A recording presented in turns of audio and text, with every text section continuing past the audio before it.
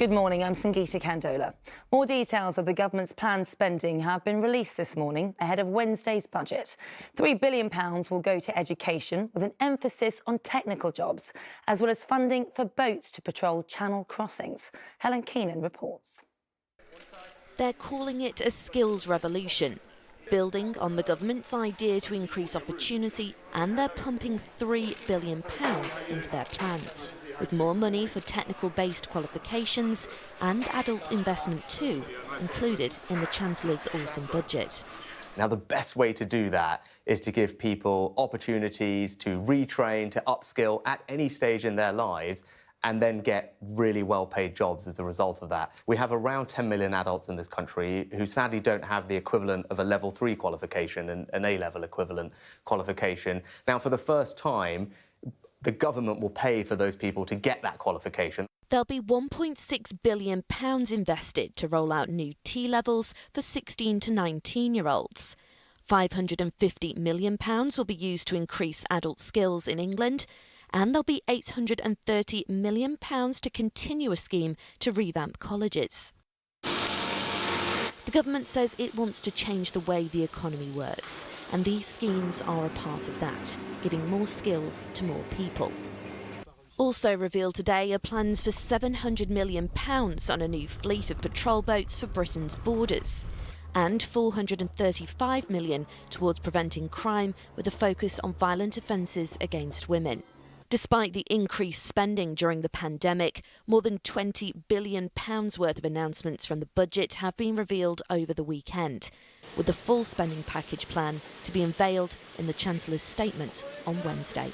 Helen Keenan, ITV News.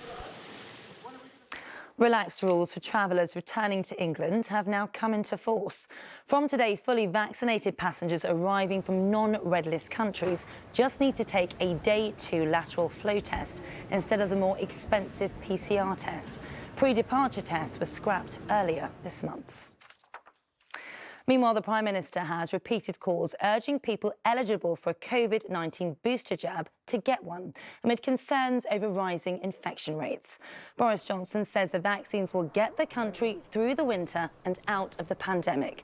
It comes as the Prime Minister has resisted pleas from health leaders for tighter restrictions, despite the rising number of cases.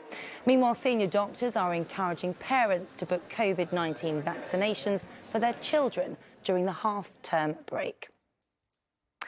A candle at Vigil has been held in the memory of a cinematographer, Helena Hawkins, who was killed on the set of the movie Rust.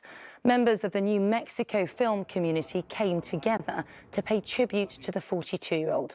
Hawkins died after the actor Alec Baldwin discharged a prop gun on set on Thursday, which he had been told was safe. But investigators believe it was loaded with a live round. Mourners at last night's vigil are calling for better safety for film crews. Her death shouldn't have happened. Union sets should be safe sets.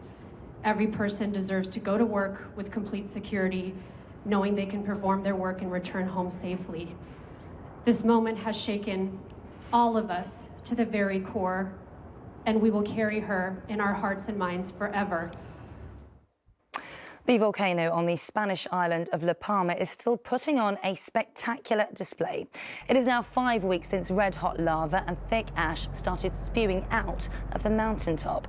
The Spanish Prime Minister has agreed to speed up the promised aid to help the thousands of residents whose homes and livelihoods have been destroyed. Finally, £72 million worth of Picasso paintings have been sold at auction in Las Vegas. 11 works of art were on offer at the rare sale. 5 of the paintings had hung on the walls of an upmarket hotel restaurant. The most expensive was this one. It was painted in 1938 and sold for nearly £30 million. The sale coincides with the painter's 140th birthday. That is all for now. Our next bulletin is at 5 to 2. Until then, enjoy your morning. Bye-bye.